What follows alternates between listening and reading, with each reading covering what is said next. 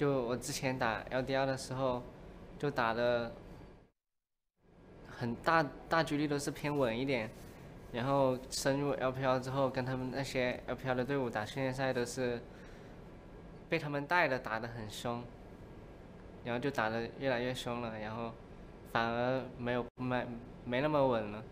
我自己个人感觉的话，尽量看情况，但是尽量还是偏稳一点。Welcome back to the LPL. We are going to be here soon with SDG versus WE Game 2. I'm still in Iberia, still joined here by Clement, and Twilla actually pointed out something interesting. He said that he has trouble when he's playing more aggressive, but he just likes to play safer and far back. Spoken like a true control mage. That's the only thing I want to say, you know. He plays the Zillion, he plays the Zoe, these champions that start with Z and can poke you from afar, so I'm not surprised that's his style.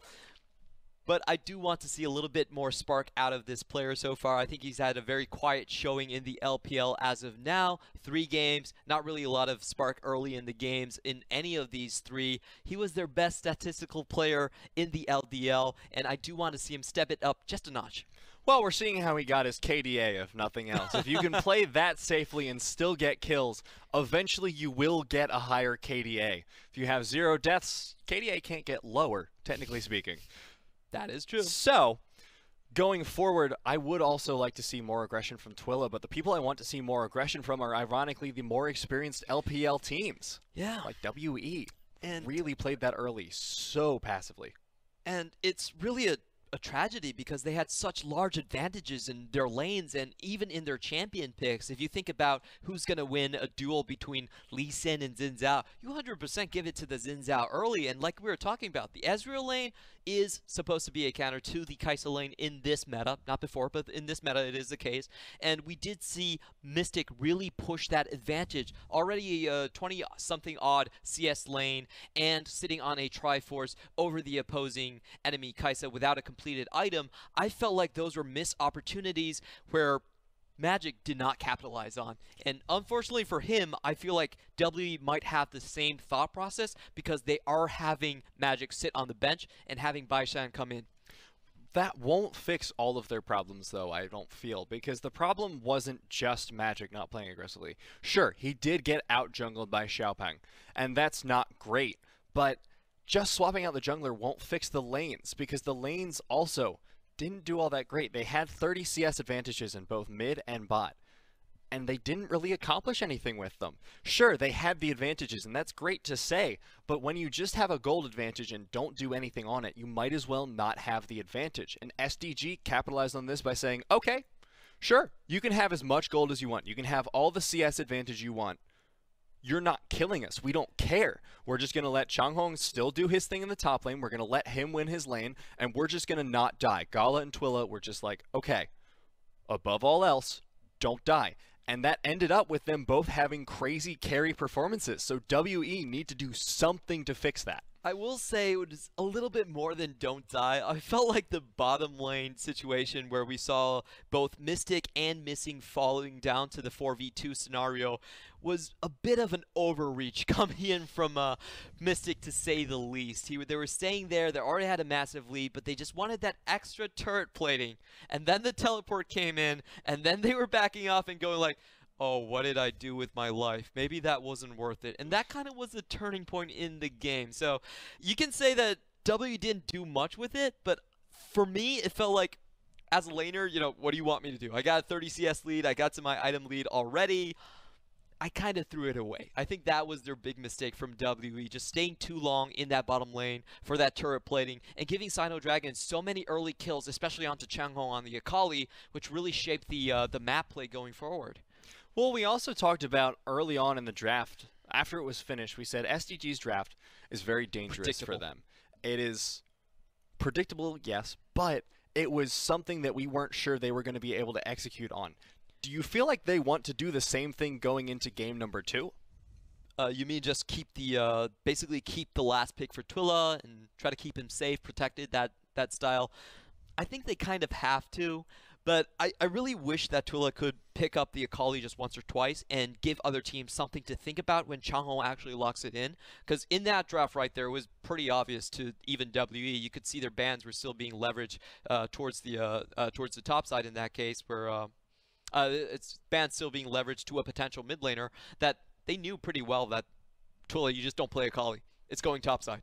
And we don't care. And that's the big strength of those flex picks, right? Yes. When you have something like the Akali, the Gragas, you know, even Galio, Aurelia, there's tons of flex picks in the meta right now. In fact, one of the most powerful champions right now, Cassiopeia, can be played in all 3 of the lanes.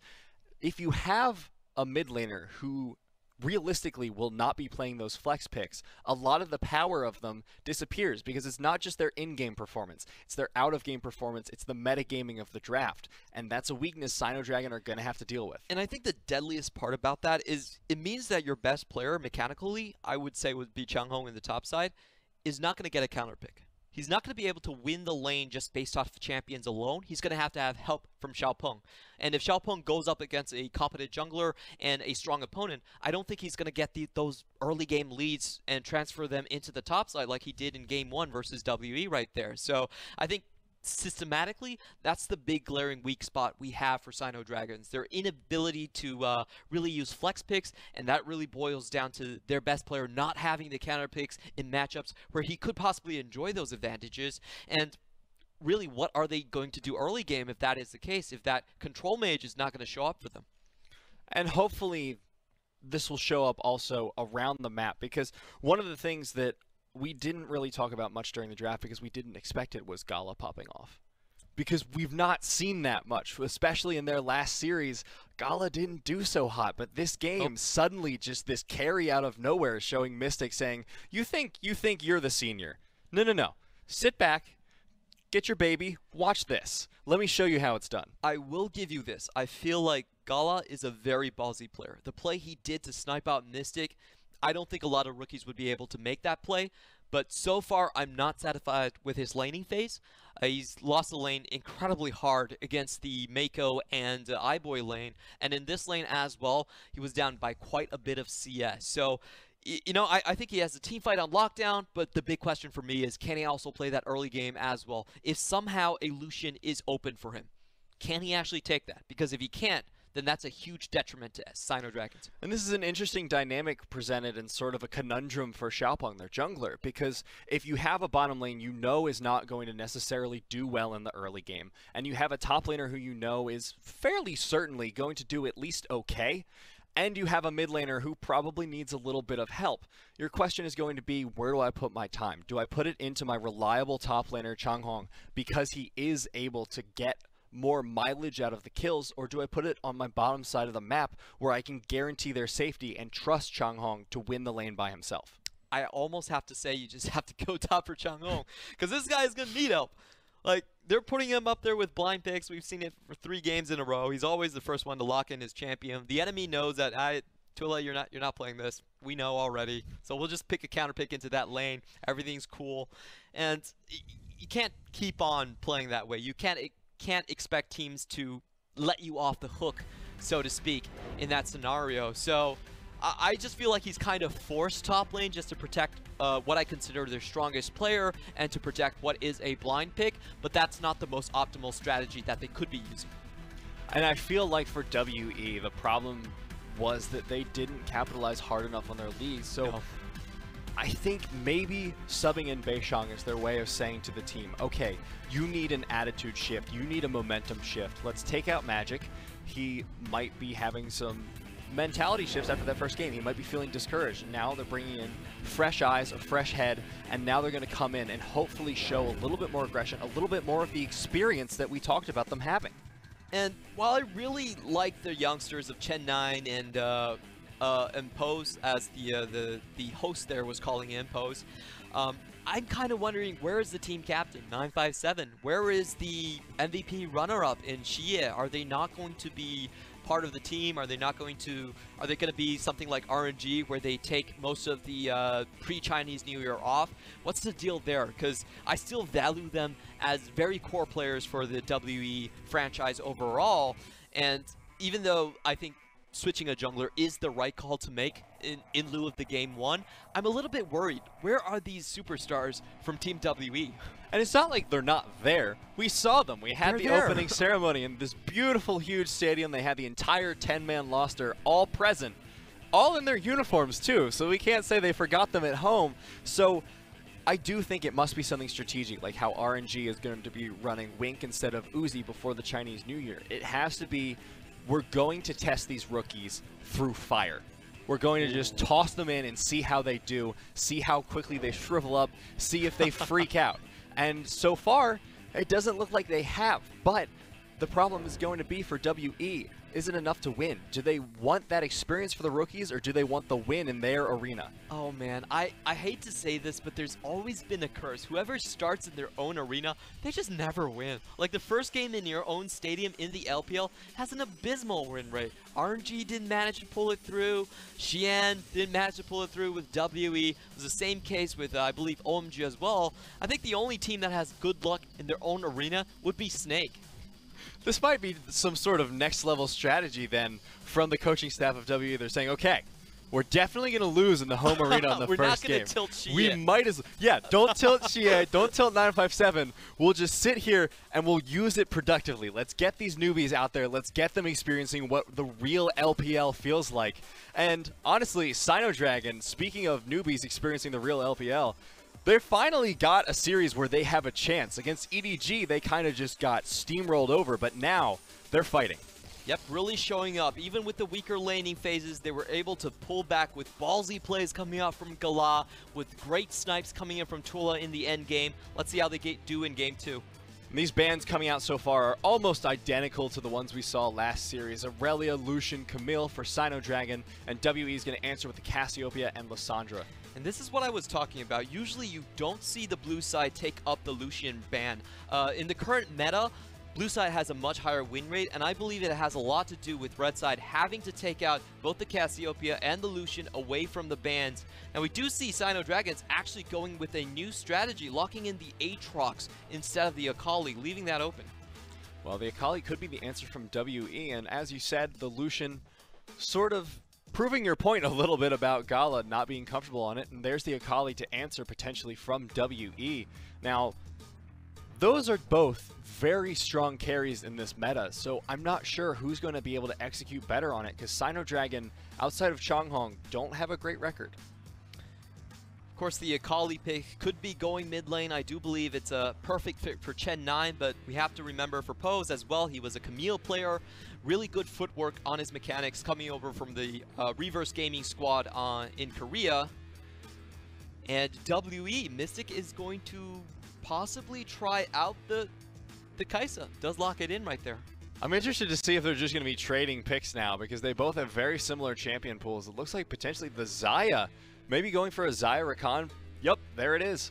Ooh, this is a very tough bottom lane matchup to actually get through for someone like the Kai'Sa. And I'm wondering if W are shifting their game strategy to go even later than SinoDragons. Late game is where W do feel most comfortable at.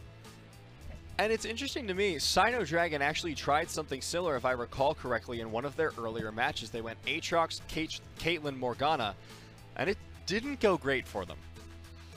Yeah, it really didn't, but you know, new day, new strategy. You have to try out something new. SinoDragons, they are setting up for a much better early game this time around. They're not going to be comfortable with the losing bot lane this time, straight locking in the Rakan and Xayah combination. And again, still showing a lot of protective bans for Twila and a lot of respect for Chen 9 in the mid lane. Yep, Nidalee ban, of course, focused down onto Xiaopeng again. A lot of respect focus bans coming out from both teams here, showing that they're both taking each other very seriously. And honestly, after WE's last performance, I surely hope so. I think the most important pick for WE is, what is their jungler actually going to be? They need something that can keep their lanes at least even, because SinoDragons is trying to run them out the map early. They need something that can combat, can kind of bring the lanes back just with kills. I think that would be a best solution. So in this type of scenario, I actually wouldn't mind something like Sejuani, where it's very easy to just lock down a kill with her ultimate, and you can find a way back into the game post level 6. That would work well with the lockdown of the Alistar as well, giving them a nice front line to combo with the Assassin of the Akali, the high mobility AD carry and Kai'Sa, so they'd have a very solid way to play these team fights once again. But looks like WE are taking their time to consider this, and Lee Sin, maybe the switch up here coming out from Beishang. All right, so they're probably saying that Sejuani, you know, maybe a little bit too slow. We don't want to wait post 6. We just want to go in early and hard, taking a page out of Xiaopeng's book and just locking in the Lee Sin. I really like Lee Sin in the meta so far. It's very much about how much early game control you can have. The lanes are isolated. The one making the big decisions will be the jungler most of the time. So getting on something that can give this new jungler agency, something I would appreciate. I really want this Nocturne. Yeah, oh, there we go. It is. There it is, Clement. Love me some Nocturne. Oh, this is the ultra time bond combination right here. I need them to do it. Yeah. No. None of that Lulu. None of that Lulu. You know what you can do with this combination? Oh, come on, lock in the Zillion. Zillion, you get can it. put time bombs on the Nocturne and have Nocturne fly into someone. Lulu. Come on. All right. Fine, Twilla. Fine. I wanted to see the guided missile composition, but I did Twilla's too. going to deny it from us. This does give them a lot of utility, though. In team fights, they have a lot of lockdown now. Decent wave clear coming out from the Lulu as well. So I guess if I had to admit, it's a decent pick, but it's not as fun as the Zillion. Definitely not. Final pick from WE, of course, going to be that Urgot. Unsurprising, incredibly strong in that top lane. Yep, most of the time the Urgot does win out a little bit onto the Aatrox, but we've seen really good Aatrox players reverse that matchup, use the Mutilate coming in from his passive, the Deathbringer stance, to try and change that the course of things into the top lane.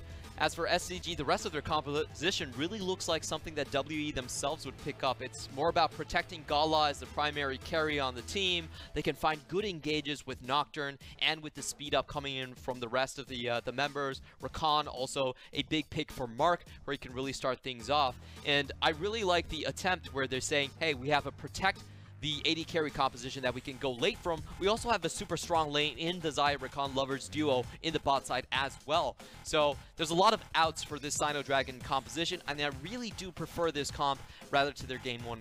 Yeah, game 1 composition, as you had mentioned earlier, kind of precarious. A lot you need to be careful to execute on. This one is a lot safer. You have a lot more room to maneuver, but WE, how do you think they're going to fare against this composition with what they got?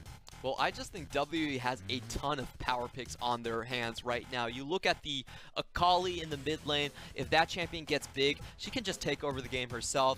Urgot is another one of those champions that has a very, I would say, a high fail-safe, basically. You can't really underperform on someone like an Urgot. So basically, what WE are doing is they're stocking up on power picks, and they're saying if one lane really goes off, then we can just take over the game from there. Is it the best combination? Does it have more of a theme compared to the one that SinoDragon is representing right now? I don't really think so, but, you know, it's a meta of power picks, so I can definitely understand the logic behind it. And they definitely got quite a few of them. The Kai'Sa, the Alistar, Akali, the Urgot, Lee Sin even. You could argue, I don't feel like he's that powerful a pick, but 4 out of 5, pretty good ratio. Whereas SDG, I really want to see this composition in action, because we've talked about Twilla as well, being that control mage player. So we know that if anyone can play the Lulu on that team, he definitely will be able to execute it well. Yep, and the Lulu does have a okay time, I would say, against the Akali. You can tag her with Fairy. But here we go into the stadium. Here we are coming into game SDG versus WE game 2. Can SDG get the clean 2-0 over veterans WE, or are they going to fight back in this game? Come on, give me the drums. Xian, I'm waiting on you. You sold that to me. I want the drums, I want the cheering. I need this, Clement. Oh, man. 0 for... Oh, there we are, there we are. Come on. Do it. Everyone's waiting. Drum roll, please. No, seriously. You gave me the shot. Give me the drums now. This is rude. They're just going straight into game. I can't believe this. Man, this is why W is not performing well. Yeah, they need the drums. Have they never heard of battle drums before? That's what the purpose is. You even have the guy standing right in front of the drums. That's so mean. Is that sort of like one of those previews? Is that like a pre-order bonus? Like if you go in person to the Xi'an Arena, only then do you get to hear the drums? Do I have to buy a DLC just to get the drum sound? Because that's honestly a decent selling point. Oh boy. I'm disappointed in you, Xi'an. I'm disappointed. We all are. But we're not disappointed in this game too. Not disappointed in the series so far. And I really love that Nocturne skin on a personal note. But Changhong, look at his health there in the top lane. He is having a rough go. Yeah, Aatrox runs into a full Echoing Flames Urgot level 1 that usually does not end up well, and he's actually going to have to actually blow his teleport earlier on. That means if there is a gank kill onto Changhong early, then that lane's just over. Yeah, TP and level advantage to post within the first 3 minutes. Definitely not a good look for Changhong, especially when we've been counting on him, as has SDG, to be that reliable rock in the top lane and perform well no matter the situation. Xiaopeng's going to have to circle around to that top lane, and just to keep his top laners safe, I would imagine the rest of the matchup. But for the rest of the composition, I feel like Twila is actually doing a very good job right now against Chen9. Like we said, you can use the picks to tag the Akali before she ever goes into her smoke screen. Interesting camera angle. Speaking of interesting, that fan vote, 60% SDG. I really was not expecting that one, especially in Xi'an. That actually was not a fan vote. What? That was the Colonel vote. So what the Colonel does is that he extrapolates your win percentage based on the champions you've picked. Now, the logarithm is a secret so far. Whoa! Flash Ignite onto Chen9. Goodbye. He's down. Oh, the W. Wow. That was close. That was real close. If I were Twila, I would be real mad right about now. Yeah, he also used his both summoners just for that. So Chen9 actually comes out ahead in that trade. That's really not great for Twila, and the Colonel probably giving him a thumbs down from beyond the void there. And now, as you said, both summoners down. This is a chance for Beishang to get a gank off in the mid lane and get Chen9 ahead, get him snowballing on that Akali. Yep, and we can see Chen9 going straight back to lane, already going towards his Cutlass. Fleet Footwork in the recent 8.23 patch has actually been nerfed a little bit. It's now only has a 0.3 AP ratio, but you know, you can always take Fleet Footwork, and that's what we're seeing most Akalis go for now. It's still health. Yes, it's still helpful. I'm sorry. That's I just circled back around too far. it's still health, and that's what matters to these guys. Yep. So what's going to be interesting here, we said that the win condition for WE was getting any lane to pop off, and so far they have 2 winning lanes, and fairly significantly with the summoners burned from both top and mid lane. It's very ripe with opportunities for Baishan to make something work here. Unfortunately, he was spotted by the Nocturne ward in the invade. I don't think he's going to get punished necessarily, though. Now, Twila potentially looking to posture in case his jungler's in danger, but Xiaopeng just going to finish farming that up, and now engage in the bot lane. No root going to land onto Mystic, so this trade will end, but half health on Mystic and missing. Yeah, it was missing who started the initiation, but a bit of a weird trade at the tail end of that. Missing actually took 2 tower shots earlier on, and Xiaopeng's coming in. Nocturne lane gank, he's coming in for it. The W misses the flash away from Mystic, but now Missing is all on his lonesome. They should be able to pick up this kill, and first blood for Gala. All right, that could have been a little bit better, but he got the job done. They do take down the first blood with the Alistar. Now Gala and Mark just going to push this lane in. Mystic going to have to struggle a little bit for farming. Just want to keep the pressure on in this lane. You pointed out last game, Mystic really going to need those 2 items. If they can pressure before then, get the significant advantage, Gala has the potential to be that pop-off for them once again. I like what Xiaopeng is doing right now. Ooh, Mystic again with the supercharge, able to get out of harm's way. Xiaopeng just targeting onto that Ocean Drake. Right now, the Ocean Drake does give you 6% missing health and mana regeneration when you're out of combat. Was tweaked up a little bit. That's one of the nice things about Nocturne as well, is his spell shield works on dragon autos, gives you a little bit of extra attack speed there. So he's able to do these early drakes, and that's going to be helpful for SDG in these lanes. But gank coming in from Beishang, Twila should be just fine. Yeah, actually, Chen9 has to use his ultimate just for a chance to catch up to Twila. That would have been a kill if Twila was hit by the stun and no flash right there. But I feel like, it felt like to me that Chen9 actually shuriken flipped the wrong way. What he was trying to do was likely Shuriken flip, follow up, and stun, but probably a little bit of a mistake right there. And now Twilla gets to reap the benefits of that. Ignite back up, Flash still not, but minor CS advantage, and he gets away from the gank with not a whole lot blown. And we can see the Nocturne versus Lee Sin matchup really paying dividends to SinoDragons here. Nocturne is not afraid of Lee Sin in the 1v1. If Lee Sin, you go in and use Resonating Strike, it's very telegraphed, and Nocturne can easily spell shield that. You have no damage, and the Nocturne just kills you. So it's a favorable matchup for the Nocturne. We've seen MLXG play this matchup a ton in the LPL, and they are doing very well with it.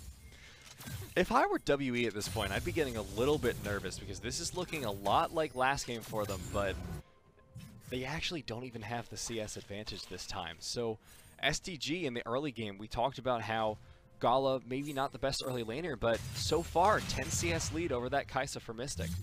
I will say that's why you're not WE.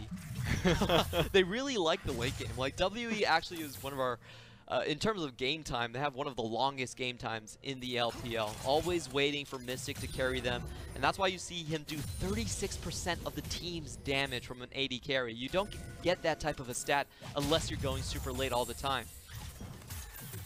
Beishang looking for a gank down here on the bottom lane. Tribush is control warded, so they should be safe here for SDG. Do have to pay attention for the Nocturne potentially coming in. Already has his level 6 already, so the Paranoia online. Lots of movement here on this bottom river, but just going to be ward for ward across the map. Now, potential invade looking there for Beishang. I don't like this. I would say the bot lane is a little bit more precarious for WE. You do have to remember Mystic doesn't have his flash, and you're going up against a Rakan, followed up by a Paranoia Nocturne. So I see Baishan's moves here as more defensive than they are than offensive in nature. You can see the lanes also pushing up, so I believe the Lee Sin is just kind of goading for an engage right now. Both junglers here, but only Xiaopeng has been spotted. Twilla also looking for the roam, but he's just going to back off. 4-man rotation into the bot side, but unfortunately for them, they weren't able to control the Tri-Brush. That said, I'm liking these rotations from SDG. They're not committing fully until now. They're going on to Mystic. Mystic gets knocked up. He gets stunned. Gala gets the kill. Missing going to get low. He has the Unbreakable Will popped. Gala going to be the target. Q comes out. Not going to get the kill just yet. Now he gets it, but Beishang in trouble. Teleport for Changhong, and he will pick up the kill. 2 for 0 in favor of SDG. 2 for 1, sorry. Ooh, but SinoDragons do have to trade something back in this bot lane, because if you look top, Pose is being given free reign on those turret platings. Already 2 taken, 320 gold going over into his pockets, and overall, I don't think that was a favorable trade for SinoDragons. This is something that you've been talking about a lot with the teleport changes alongside the turret plating. If you take those teleport plays, you have to get a ton out of them, because once you leave that lane, those top laners, like we just saw, can come in, take the turret plating. So now, Changhong going to be a little bit down in CS and gold as a result of that teleport. It was a 1-kill advantage going over to SinoDragons, but very well played by Baishan. He was able to get the kill trade back onto the enemy AD carry in Gala and his Xayah, so he really diffused that situation and forced Changhong to come towards the bot side in a lane where he was already kind of losing. Now, Changhong not going to be able to be that solid laner that SDG want him to, but their ADC, their hopes are still alive in Gala. 87 CS, 2-1-1. Having a pretty decent early game so far. That's a really good item advantage over WE, and I believe that W is looking for some bounty plays right here. Already having 2 members there in the Tri-Brush, someone has to walk over here. Oh, Mark.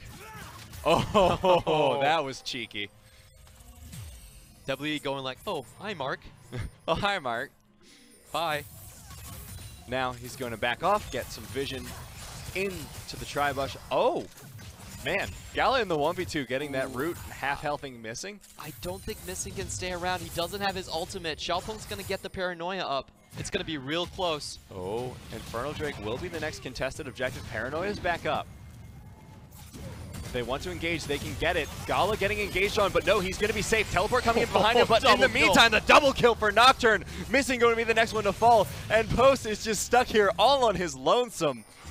Chen9 coming in to try and pressure, but I think this one's all going to be SDG's way. I feel bad for Pose, man. He started that thinking that we have a perfect angle on the team, but then the lights go off, and when he finishes his teleport, 2 of his teammates are already dead. He didn't even get to see the action. He's like, please forget I ever came here.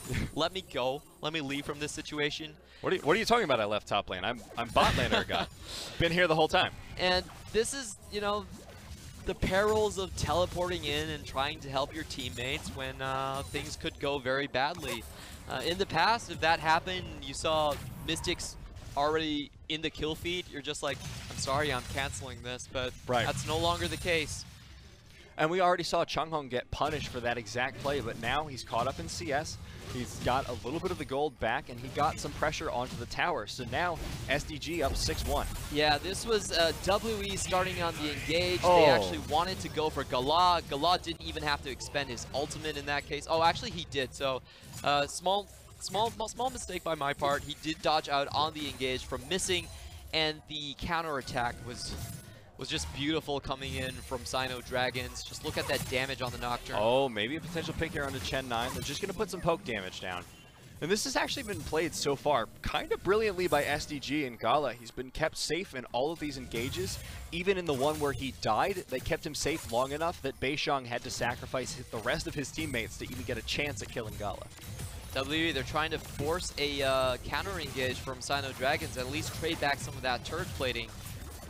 They do get 2 in their name, but I want to see how much SinoDragons are able to trade back. That's definitely one going out in the bot lane, and I suspect another one going in the top lane as well. So overall, oh, that's even more than that. That might be the entire tower. Nah, never mind. Yeah. I was wrong, Clement. Oh, that was a smart ultimate. I did not think that Mystic was going to be there. And they're just going to lose the entire thing now. Nocturne's already there to back them up. There's no way they can re-engage. So, good play on SinoDragons. They don't overreact to what W are doing on the map. They play the macro game, they trade the turret plating, and they come out really far ahead. And now there's the potential for the Rift Herald. They're pinging onto it right now. They have the Nocturne, they have the Xayah up here, so they have the damage for it. Turret plating has fallen now, so they got it just in time. I will say WE probably do expect this in terms of their game plan. They drafted themselves into this hole where they're not going to have early game advantages in their mid lane, or really their bot lane, or even their jungler. But, you know, WE is comfortable with playing these 35-minute team fights. They love to fight around Elder Dragon, and this is the type of draft that we do expect from them. Do I personally like the draft? Not really, but do I understand it coming from WE? Yes. So the question really is, what are they going to do in the 5v5? Can they actually outplay SinoDragons like they did with so many teams in the past? And this is going to be an interesting test for SinoDragon here. This has been a very educational series for them competitively, because the first game, their strategy was just to wait, scale up. In this game, they know that the opponent is trying to do that exact thing. They have the advantage, so now they need to press it and try and get advantages more where they can. Definitely is the case. This time a later Herald, but still a very significant one. You know, Kaisa is still quite far away from reaching the 2 or 3 item mark that we really want to see, while Xayah already sitting on her first crit item, so that's 60% crit for her already. 500 bounty gold for Gala. It's going to be so hard to deny her damage at this point. I just feel like WE, they really need to hold on, but I'm not sure how they're going to do that necessarily. They need to find a pick of some sort. They need to use the inexperience of SinoDragons to really force them out. But SinoDragons, they haven't taken the bait. They've just sat put in their lanes. They're playing the 1-3-1. They're not going into the over-aggressive mode where they're stepping up to challenge the 5v5 from WE just yet. Well, and WE have been playing for that strategy. Their only way to win the last game was also to abuse the inexperience of SDG, and I feel like they showed their hand a little bit too early, because now SDG knows their tricks. SDG knows what kind of things WE is going to try, and this time they're ready for it. This time they want those engages. They can't be baited because they're going to have the better team fight with that lead.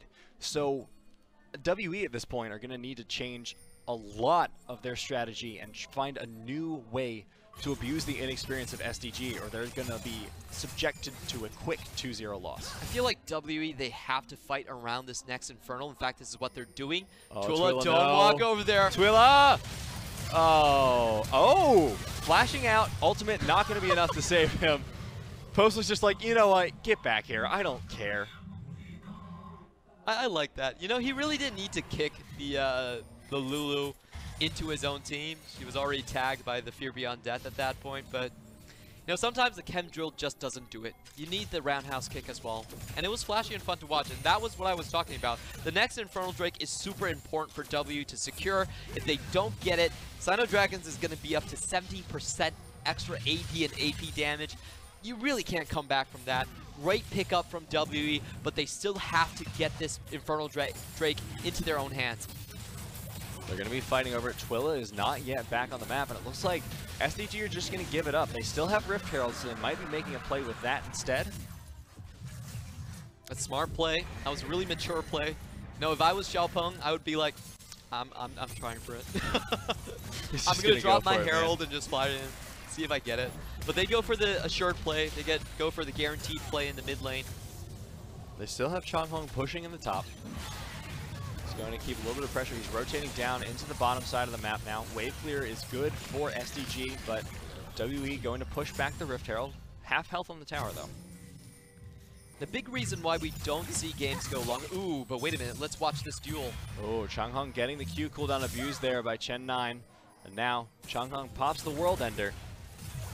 Oh, tower goes down, Paranoia comes in, and that's a lot of damage down onto Mystic. Now they're going to turn instead onto Missing, but they both get out. The fight is still going in SDG's favor. They're able to kite it back. No kills so far. Oh, but Mystic is so low. He is almost certainly out of this fight. Now Changhong wants the engage. Chen9 gets out, and SDG are done with the engage, but lose no one.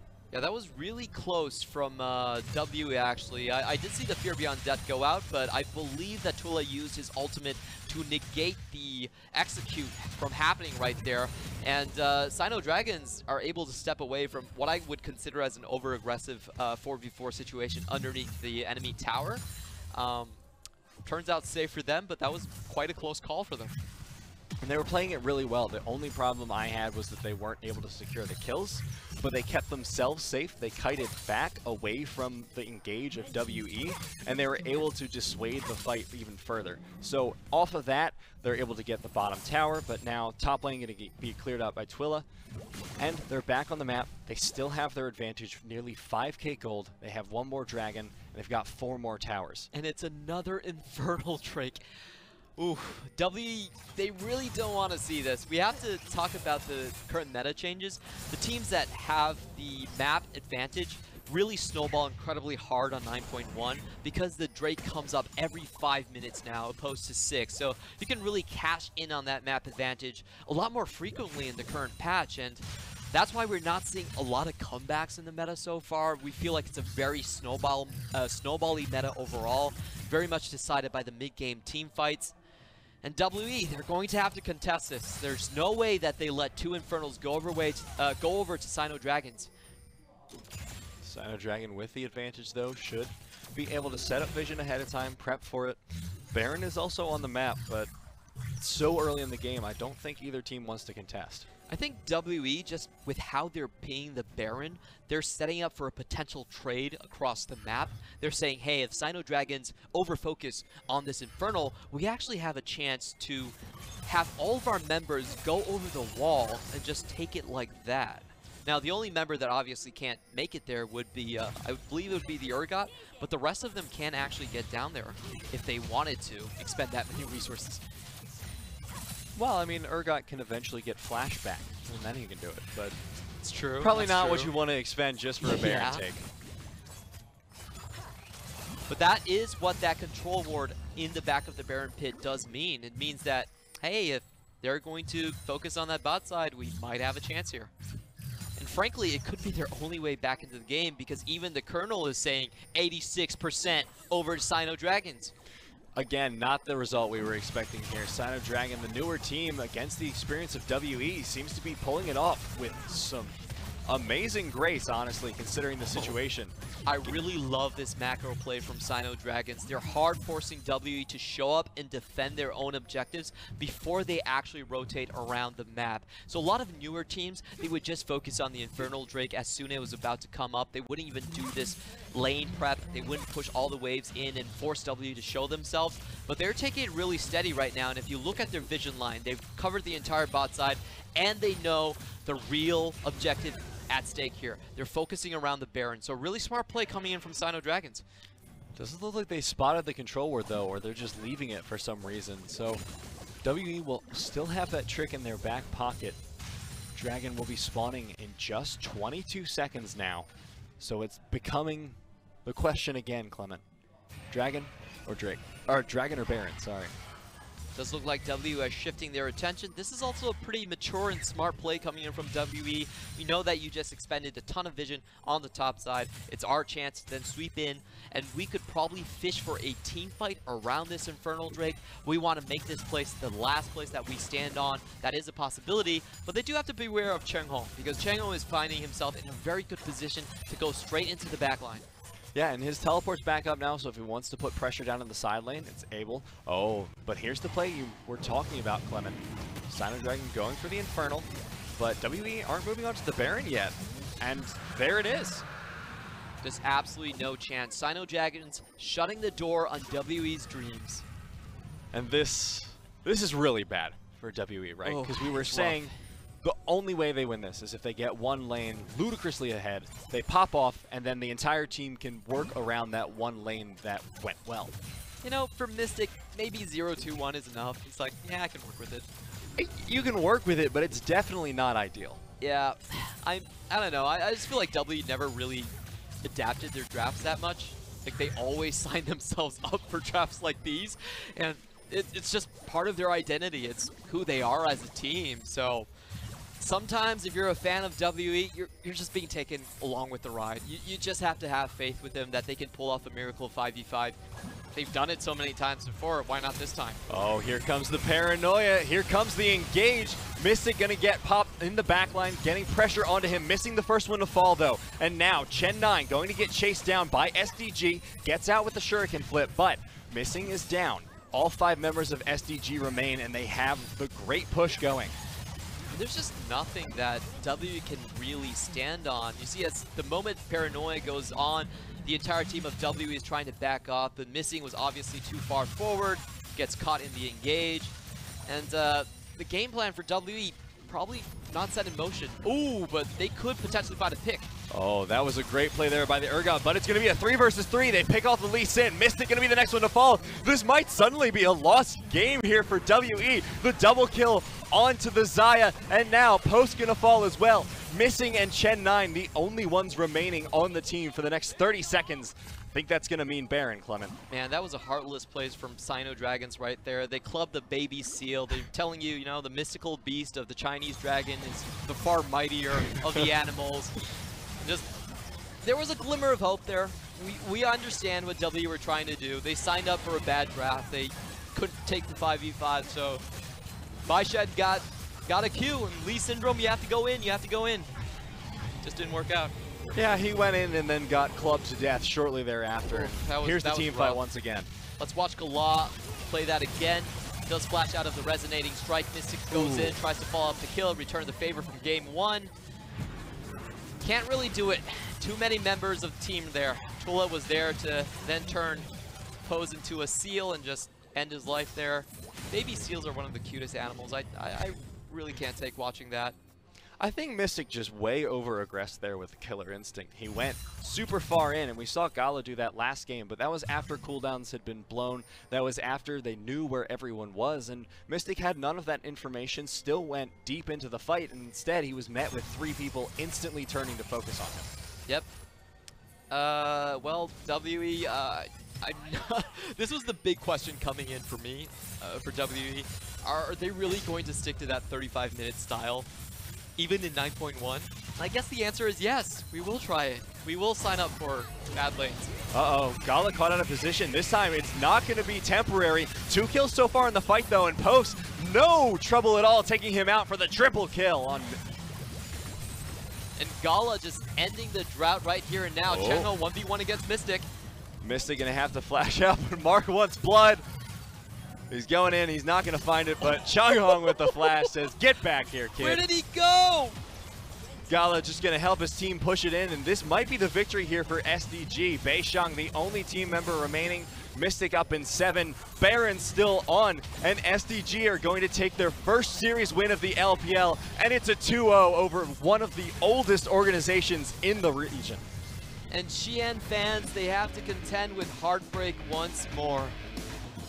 There was a lot of hopes for 2019. New season, new split, lots of new players and old faces coming back onto the roster. Wei Xiao is there, 957, Xi'an, Mystic, all there on the team. But they still draft like they were in 2017, so... Well, to be fair, SDG played that series well. They did. Unbelievably well, considering our expectations for them going in after their EDG series. But WE, again, not running 957, not running Xie, and the inexperience that they're left with is kind of showing. Definitely was the case right there, and I felt like their bot lane really didn't perform up to snuff. Multiple mistakes, especially regarding how far ahead in the lane they were. They tried to set up for a gank into the bot lane. SinoDragons read that perfectly, responded to it, got a double kill onto Xiaopeng earlier on, and he just took over the game from there. He could solo anyone at that point. They were super aggressive in doing the map rotations. I really liked the maturity and the cleverness of their map moves. They pushed the waves in. They forced W to show themselves before rotating on the map. All of it really showing why they were such a dominant team from the LDL. Yeah, brilliant play from them, showing off their strengths instead of their weaknesses. Twila on a mage he's comfortable with, that Lulu getting the control, putting Xiaopeng on that damage dealer. They have a formula that works for them, and these two games, they executed them to perfection. Definitely was the case right here, and there's a lot to be expected from this SinoDragon squad. I feel like they have a lot of good players on their team, and like we were talking about, the LPL is famous for having new talent every single year. Last year was Yagao, it was Knight, it was Zoom that are going to be showing up just after the break. And this year we're seeing a team comprised of complete new rookies showing up on the big stage and taking it to one of the most storied franchises of the LPL. And the question for us here at the LPL is, of course, where they're going to go from here. But first, let's look at where they've been. That gold difference over time. SinoDragon, just a smooth, calm climb to the top. And Gala showing himself up as one of the premier hyper carries of the league. We are hyping up Mystic, highest DPM, highest gold share. If you give him the 3 items, he's going to be able to close out the game. But this time, with the laning phase and the early game that they had, they were down an entire item throughout most of the mid-game. They never had a fight where they could really take. Remember, W did not play a single 5v5 in this matchup. They were constantly picked off. Their only chance in coming back into the game was also trying to get pickoffs as well. And I have to say, I don't think this is a meta where you can give over map control and really look forward to coming back into the late game. It kind of was the case in 2018 with the Rift Herald already, and it's even more so with the shorter objective timers in 2019. WE, we want you to come back in results in terms of 2017, but not in terms of strategy. Yeah, no, we don't want you to repeat the past mistakes. You can't keep going with a meta for years. We've seen that teams that are slow to adapt in League of Legends are teams that do poorly. But this time, WE not able to take it, the 2-0 for SinoDragon. And now we're going to go to a break, and when we get back, our next series, the final series of the night, JDG versus Rogue Warriors.